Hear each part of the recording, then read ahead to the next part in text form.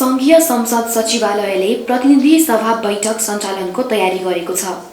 राष्ट्रपति विद्यादेवी भण्डारीले फागुन 23 गते प्रतिनिधि सभा बैठक आह्वान गरेपछि सङ्घीय संसद सचिवालयले आफ्नो तयारी सुरु गरेको हो।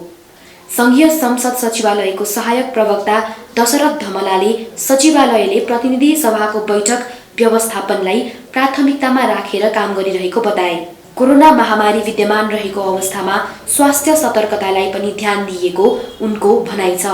अदालतबाटै संसद पुनर्स्थापना भइसके पछाडि अब अधिवेशन आह्वान हुन्छ भन्ने ढङ्गलाई मध्यनजर राखेर सचिवालयले एक खालको गृहकार्य सुरु गरिसकेको छ।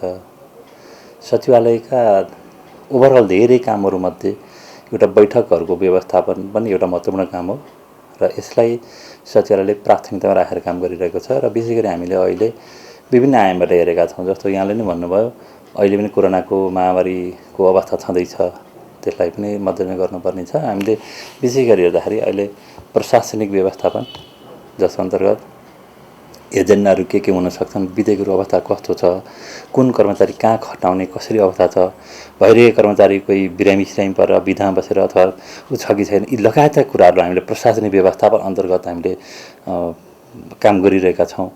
त्यसै गरी यो स्वास्थ्यजन्य व्यवस्थापन हाम्रो संसद सचिवालयले बैठक व्यवस्थापन गरिरहँदा कुनै पनि ढङ्गले सचिवालयको कमी कमजोरीका कारणबाट यो सम्बन्धी समस्या अरू स्प्रेड नहोस्, नफैलियोस् भनेर त्यो कुरालाई विशेष फोकस गरेर हामीले ध्यानपूर्वक सूक्ष्म रूपले काम गरिरहेका छौँ। त्यस अन्तर्गत हामीले स्वास्थ्यजन्य सुरक्षाहरू, अब सरसफाइदेखि लिएर सेनिटाइजरका कुराहरू लिएर सिटिङको एरेन्जमेन्ट जस्ता कुराहरू, समग्र कुराहरू र जस्तो कुनै सदस्य तथा कर्मचारी अथवा जोसुकै पनि पत्रकारहरूलाई पनि त्यहाँ चाहिँ इन गर्ने र आउट गर्ने जस्तै कुरा र त्यहाँ चाहिँ ज्वरो नाप्ने अथवा त्यो स्वास्थ्य अवस्थाको जाँच गर्ने, यी सम्पूर्ण कुराहरूमा पनि हामीले त्यत्तिकै ध्यान दिएर काम गरिरहेका छौँ। त्यसै गरी अर्को हाम्रो महत्त्वपूर्ण कुरा भनेको चाहिँ यो व्यवस्थापनकै तयारीकै व्यवस्थापनको सन्दर्भमा प्रविधिजन्य कुरामा हामीले फोकस गर्नुपर्ने हुन्छ। हाम्रो त्यहाँ lighting system, sound system, mike व्यवस्थापन लगायतका कुराहरू जो हुन्छ, यी कुराहरूमा पनि हामीले हेरिरहेका छौँ र सूक्ष्म रूपले कुनै पनि कमजोरी छ कि कुनै साउन्ड सिस्टम लगायतका कुराहरूमा केही समस्या छ कि भनेर त्यो कुराहरूमा पनि हामीले ध्यान दिएका छौँ। त्यो कामहरू भइरहेको छ र यसका अतिरिक्त जो देखिँदैन बाहिर भित्र चाहिँ हामीले सूक्ष्म रूपले तयार गर्नुपर्ने हुन्छ। विभिन्न पक्षहरू, भौतिक व्यवस्थापन कुराहरू, सबै कुराहरू हामीले गरिरहेका छौँ। अलमोस्ट हाम्रो तयारी भइसकेको छ, किनभने संसद सचिवालयको ओभरअल कामहरूमध्ये एउटा महत्त्वपूर्ण काम बैठकहरू व्यवस्थापन गर्ने नै हो। त्यसलाई सहज ढङ्गले र सुरक्षित तवरले एकदमै कुनै पनि झन्झट बिना, कुनै पनि कठिनाइ बिना, कुनै पनि अप्ठ्यारो नआओस् भन्ने ढङ्गले गर्नुपर्ने भएको हुनाले हाम्रो अलमोस्ट त हामीले तयारी नै अवस्थामा छ। तबै पनि अधिवेशन आह्वान भइसकेपछिको अवस्थामा एक खालको तयारी गर्नुपर्ने हुन्छ। अनि त्यो ढङ्गका कुराहरू गरिरहेका छौँ। स्वास्थ्य मापदण्ड पालना गराउँदै सचिवालयको कमी कमजोरीका कारण कोरोना फैलिन नदिन ध्यानपूर्वक काम गरिरहेको उनले बताए। त्यसैगरी उनले प्राविधिक रूपमा पनि तयारी गरिएको जानकारी दिए। अहिले प्रक्रियागत कुराहरूमा भन्दा पनि राजनीतिक मुद्दाहरूमा बढी केन्द्रित होला कि जस्तो आकलन हामीले गरेका छौँ। तर पनि सचिवालयले गर्नुपर्ने तयारी, विधेयकहरू कुन स्टेजमा छन्, समितिमा कुन विधेयकहरू छन्, प्रतिवेदन तयारी भएर कुन विधेयक रहेका छन्, हाउसमा पेश भएर विचाराधीन अवस्थामा कुन रहेका छन्, एउटा सभाबाट अर्को सभा पठाउनु भने के कथा छ र पारित मात्रै गर्न बाँकी एउटा मिटिङले सामान्यतया प्रक्रिया पुरा गरेर पारित गर्न मात्रै रहेका केही विधेयकहरू पनि छन्। ती सम्पूर्ण कुराहरूको हामीले एकपल्ट रिभ्यू गरिसकेका छौँ र अब यो चाहिँ राजनीतिक विषय भयो, विधेयकलाई अगाडि बढाउनुपर्छ भनेर राजनीतिक माहौल बन्यो, कार्य व्यवस्था परामर्श समितिले त्यो खालको छलफल गर्यो भनेदेखि हामी तयारी अवस्थामा छौँ। हामी सम्पूर्ण ढङ्गले प्रशासनिक तवरबाट गर्नुपर्ने कुराहरूमा हामी तयारी अवस्थामा छौँ। अब यहाँले अर्को प्रश्न गर्नुभयो, यहाँ जिज्ञासा राख्नुभयो, बैठकहरूको व्यवस्थापनमा समितिहरू पनि त्यतिकै सक्रिय रहन्छन्, तिनीहरूको स्वास्थ्य सुरक्षा कति ध्यान दिनुभएको छ भन्ने कुराहरूमा हामीले सभाको बैठकलाई मात्रै नभएर समितिको बैठकहरू पनि त्यत्तिकै ढङ्गले व्यवस्थापन गर्नुपर्ने हुन्छ।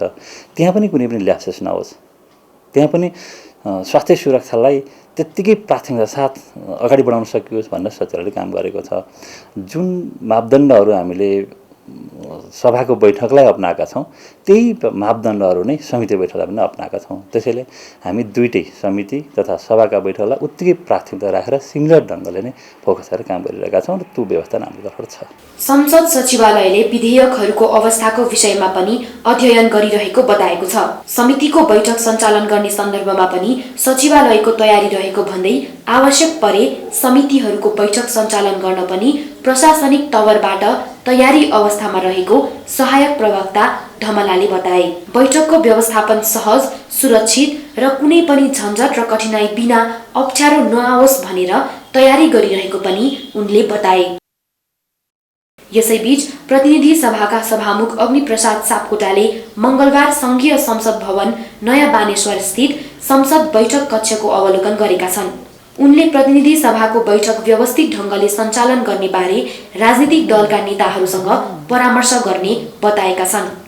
व्यवस्थित तयारी भइरहेको नै मलाई अनुभूति भएको छ। मैले सबभन्दा पहिला मेरो कार्यकक्ष हेरेँ।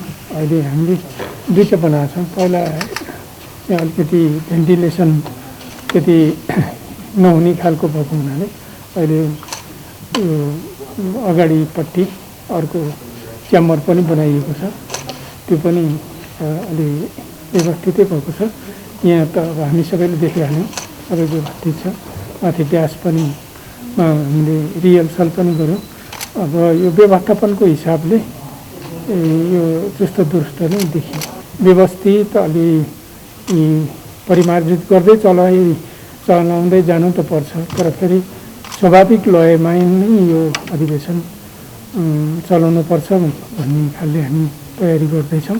अहिले सचिवालयका सम्पूर्ण महासचिवदेखि लिएर सबै सचिवहरू र सचिवालयका सबै कर्मचारीहरू पनि बडो उत्साहवर्धक रूपमा खटिराख्नु भएको छ। किनभने अब यो केही समय अवरुद्ध हुँदाखेरि अलिक कता कता खल्लो खल्लो भएको थियो। अहिले मलाई लाग्छ सबै तपाईँहरू देखिराख्नु भएको छ, सबैहरू उत्साहित हुनुहुन्छ, उत्साहका साथ तयारीमा लाग्नु भएको छ। मलाई के लागेको छ भने राम्रो हुन्छ, राम्रोसित सञ्चालन हुन्छ र अब आजदेखि अलि हाम्रो तयारी पनि घनीभूत हुँदै जान्छ।